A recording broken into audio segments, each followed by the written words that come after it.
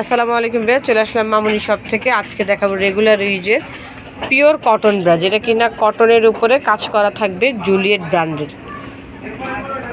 2 hook থাকবে, চিকন ফিতা, ফুল কভারেজ দিবে।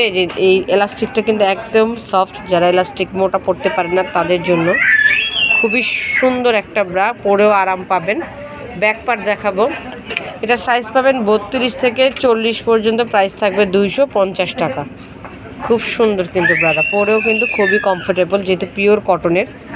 কালারগুলি দেখাবো, মাত্র 250 টাকায় 32 থেকে 40 পর্যন্ত।